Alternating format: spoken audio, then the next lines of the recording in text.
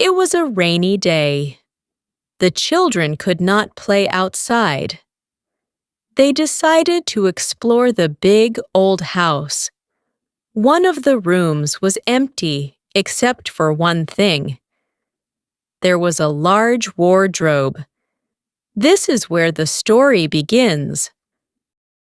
The four children were named Peter, Susan, Edmund, and Lucy. They were brothers and sisters who had been sent away from their home in London. There was a war in the city, so it was not safe for them to be there. They went to live in the countryside with an old professor in his very large, very old house. Peter was the oldest. He liked to be the leader and felt he was very grown up. Susan was the next oldest. She was practical and kind, and she always tried to be sensible. Then there was Edmund. Edmund was often in a bad mood and liked to say mean things, especially to his youngest sister, Lucy. Lucy was the youngest of them all. She was full of wonder, very curious, and always ready to believe in magic. The house was so big, it felt like a whole world to explore, with long hallways and many, many rooms. On that rainy afternoon, Lucy wanted to look inside the big wardrobe. The wardrobe was in a room that had nothing else in it. It stood alone against a wall. It was tall and made of dark wood. Lucy was a curious girl, so she opened its heavy door. Inside, she saw many long coats hanging in the dark. They smelled of old wood and mothballs. Lucy loved the feel of the soft fur coats, so she stepped inside to touch them. She walked deeper and deeper into the wardrobe, pushing the coats aside. She expected to feel the hard wooden back of the wardrobe with her hand at any moment. But it did not happen. Instead of wood, her hand touched something soft and cold and wet. She took another step, then another. The floor under her feet was no longer made of wood. It was crunchy and cold. It was snow. All around her, she could see trees covered in white snow. She had walked right out of the back of the wardrobe and into a forest. The air was cold. She looked back and could see the open door of the wardrobe, and through it, the empty room in the house. She knew she could go back if she was scared, so she decided to explore this new place just a little bit. A little way into the woods, she saw a strange sight. There was a lamppost, all alone, with its light shining in the middle of the snowy forest. While she was looking at the lamppost, she heard a sound. It was the sound of feet crunching on the snow. A very strange person came into view. From the waist up, he looked like a man, but his legs were shaped like a goat's legs, covered in black, shiny hair. He had a tail, and on his head he had two small horns. He was a fawn. In his hands, he carried an umbrella to keep the falling snow off his head and several brown paper parcels. When the fawn saw Lucy, he was so surprised that he dropped all of his parcels in the snow. He had never seen a little girl like her before. He asked her what she was. Lucy explained she was a girl. The fawn was very confused. He said he had never met a daughter of Eve before. He asked her how she had come to this land. The land, he explained, was called Narnia. Lucy pointed to the wardrobe and explained how she got there. The fawn's name was Mr. Tumnus. He was very friendly and invited Lucy to his home for tea. Lucy thought he was very nice, so she agreed to go with him. They walked together through the snowy woods to his small cave. The cave was not dark or cold. Inside, a warm fire was burning in the fireplace.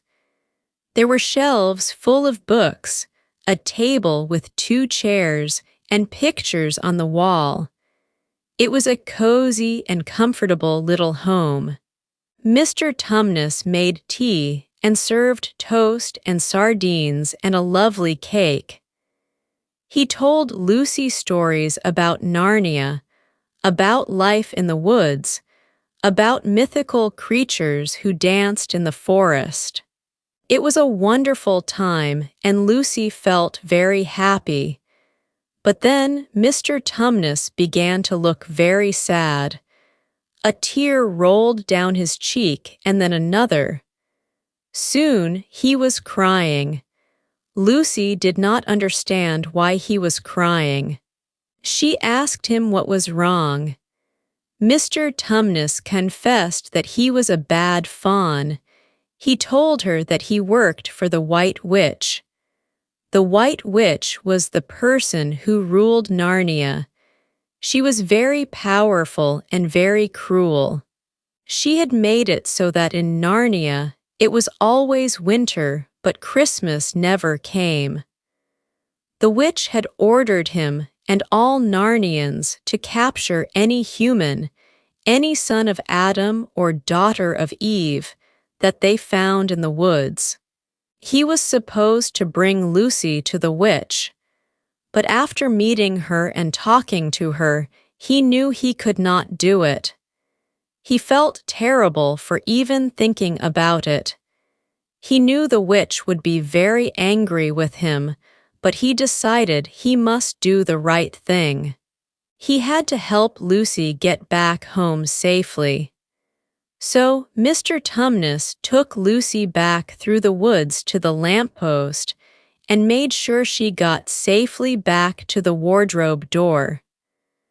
Lucy pushed her way back through the coats and tumbled out of the wardrobe into the empty room. She was so excited. She ran to find her brothers and sister to tell them about her amazing adventure. She had been gone for hours. She had tea with a fawn in a magical land. But when she found Peter, Susan, and Edmund, they did not believe her. They said she had only been gone for a minute. They laughed at her story. They went to the wardrobe and opened it. They knocked on the back wall. It was just a normal wardrobe with a hard wooden back. There was no forest, no snow, no Narnia. Lucy was very upset. She knew she was telling the truth, but they would not believe her. Edmund was the most unkind of all. He teased her all the time. He would say things like, "Are you going to check your magical country in the wardrobe, Lucy?" This made Lucy feel terrible.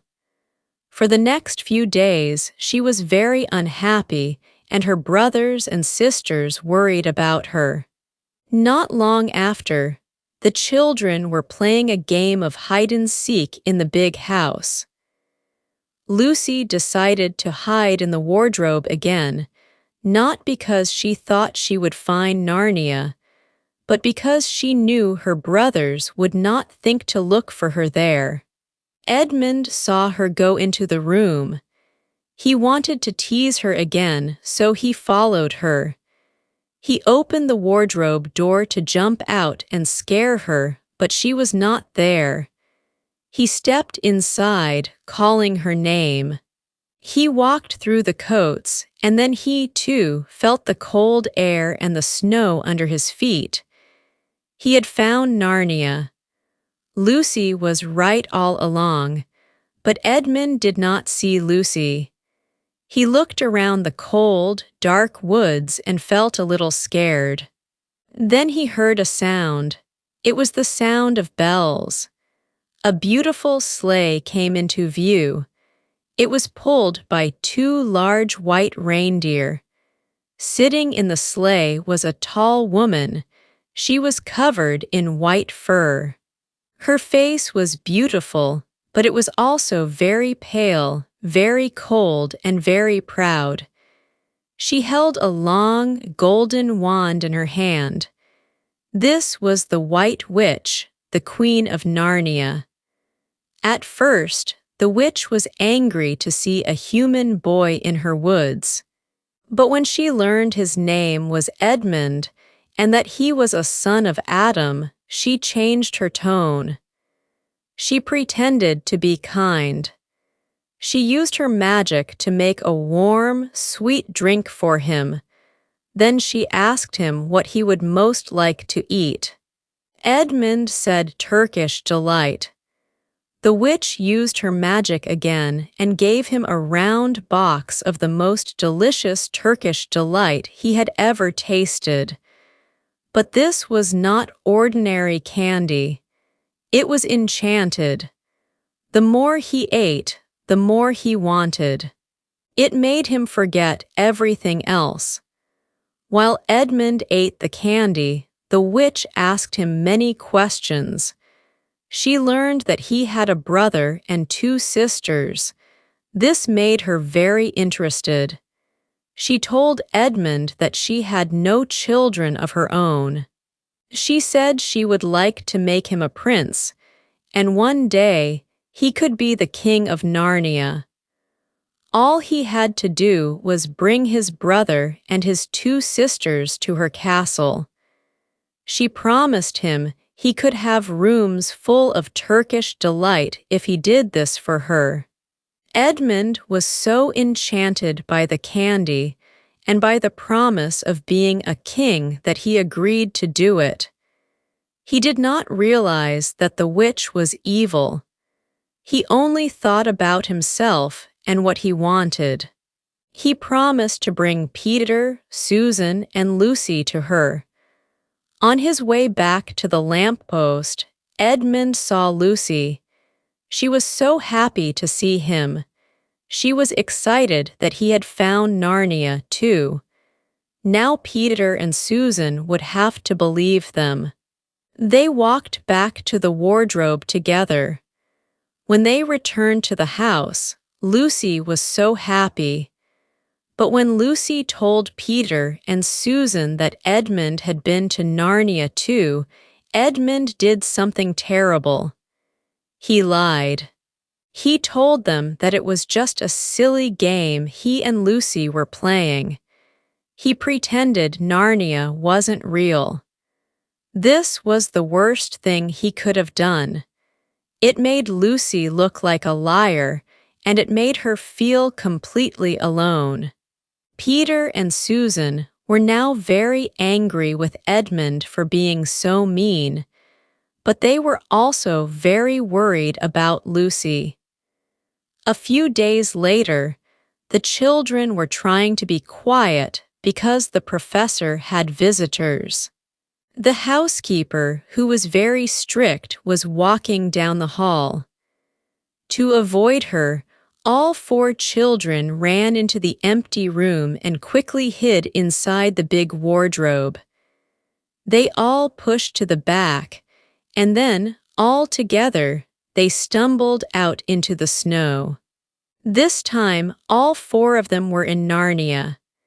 Peter and Susan were completely amazed.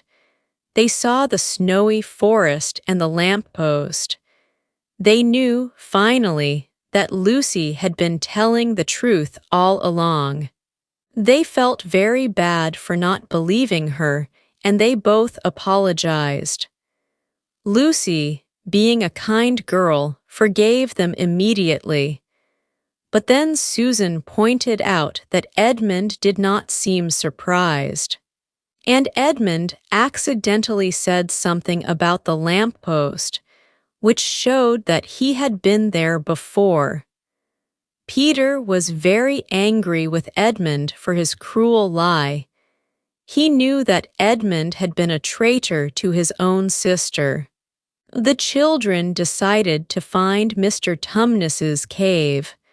But when they got there, they found a terrible sight. The door was broken. The inside was a mess. His furniture was smashed and his pictures were destroyed. A notice was nailed to the floor. It was from the secret police of the White Witch. It said that Mr. Tumnus had been arrested for helping a human. Lucy felt a wave of guilt. She knew it was her fault that her friend was in trouble. The children decided they had to try to rescue him. As they stood there wondering what to do, they saw a little robin. It seemed to want them to follow it. Then they saw another creature. It was a beaver, a talking beaver. The beaver showed them a small white cloth. It was the handkerchief Lucy had given to Mr. Tumnus. This was a sign that he was a friend. His name was Mr. Beaver, and he told them to follow him quietly. He led them away from the path to his home, which was a dam he had built on a frozen river. Inside the dam, it was warm and snug. They met Mrs. Beaver, who was very kind and welcoming. She cooked them a wonderful dinner of fish and potatoes. While they ate, the beavers told the children about Narnia. They told them that the White Witch was not the real queen. She was a pretender, and they told them about Aslan.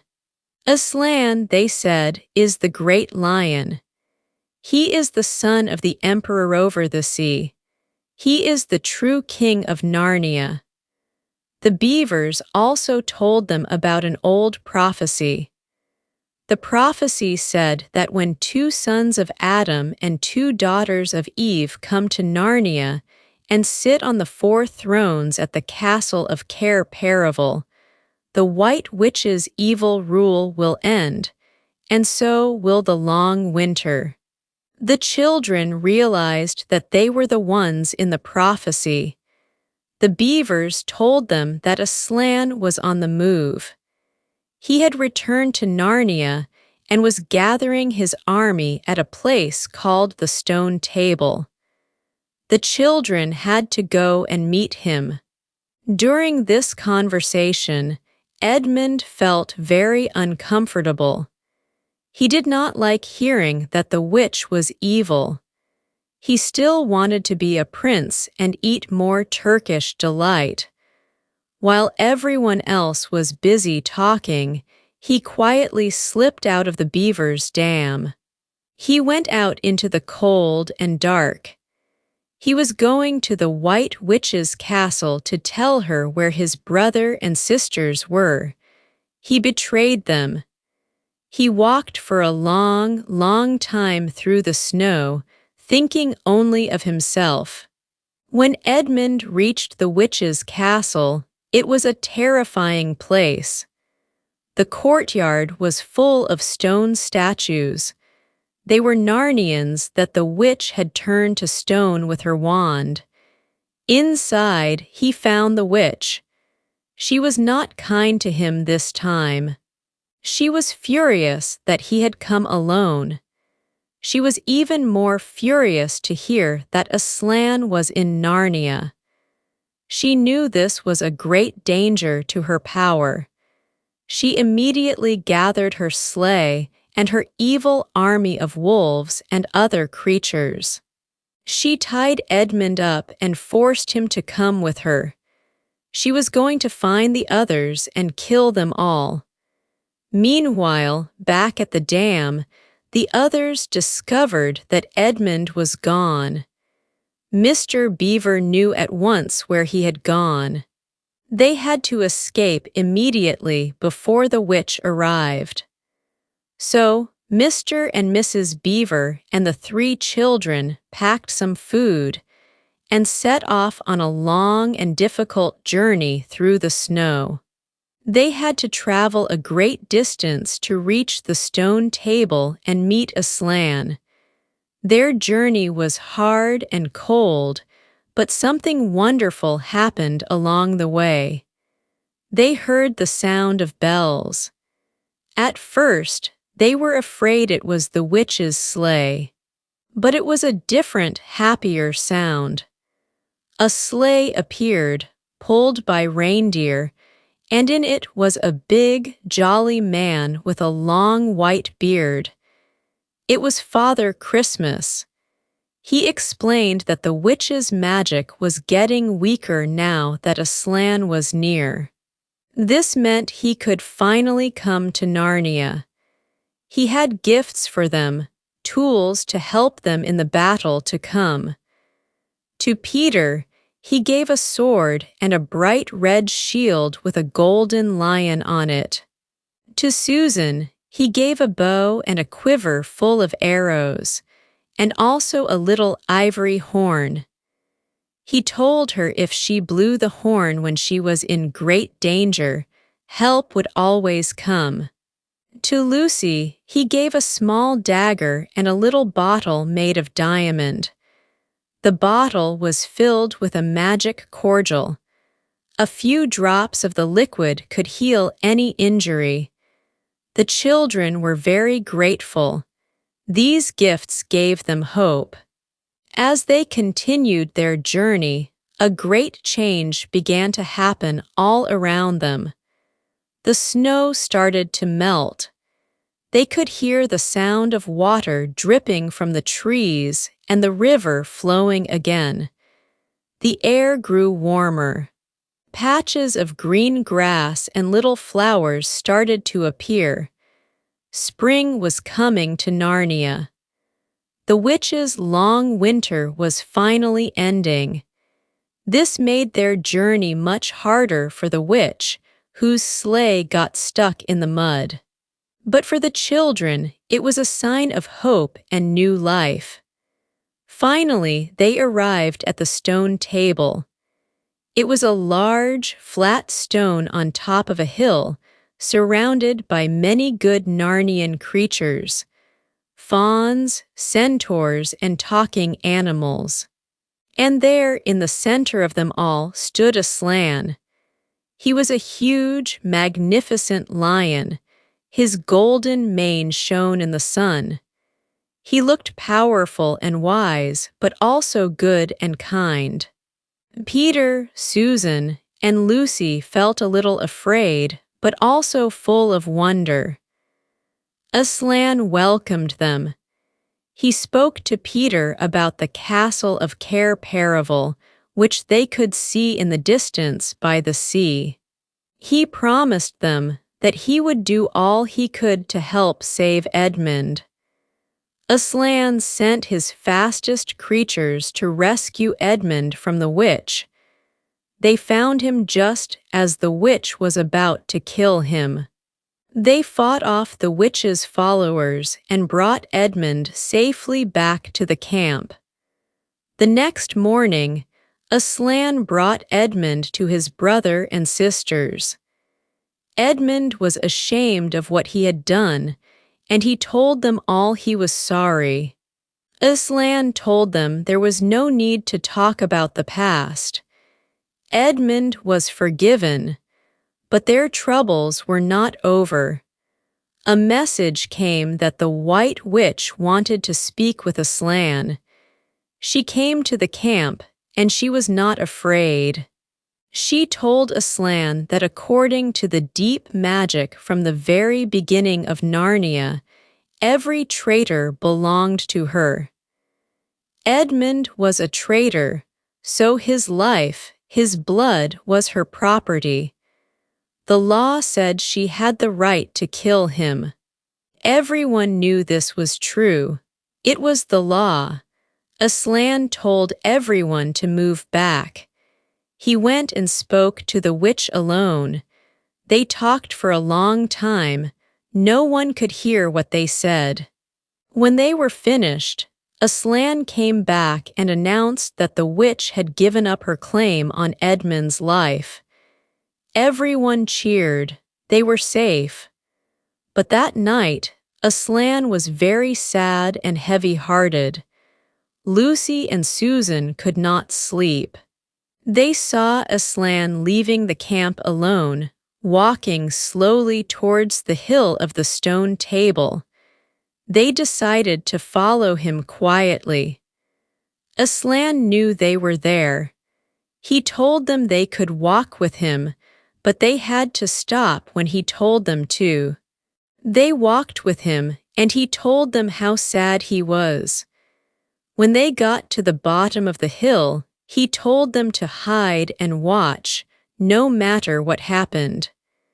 Lucy and Susan hid and watched in horror.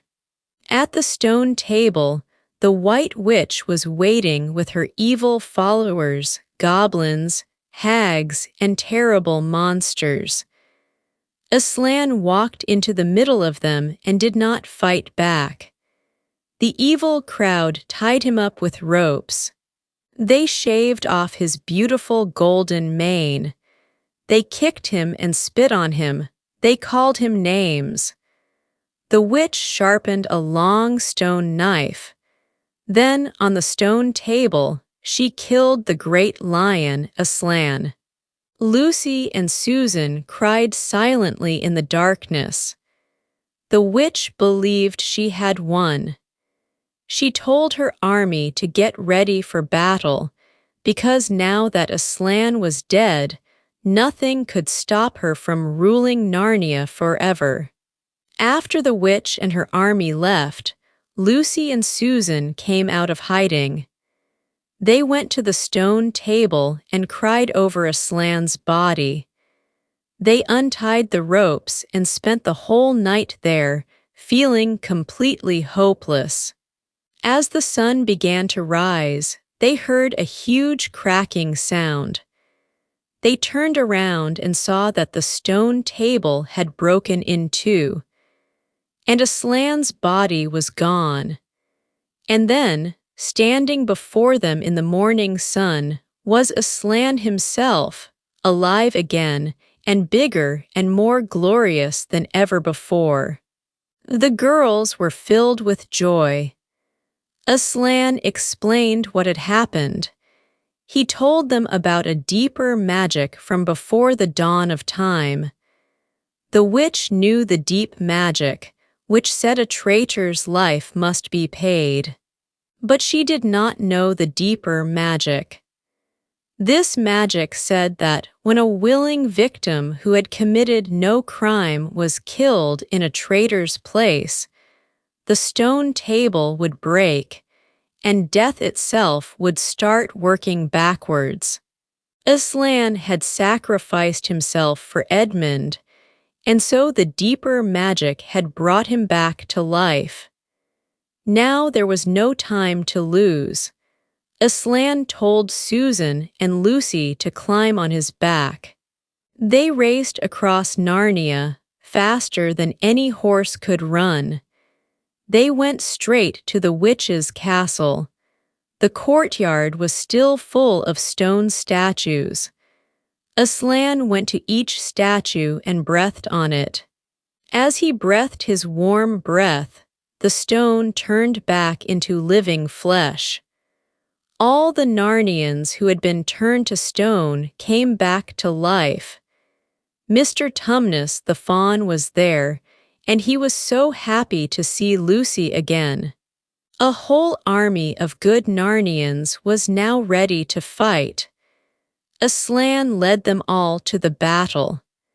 Peter and Edmund were already fighting bravely against the witch's army.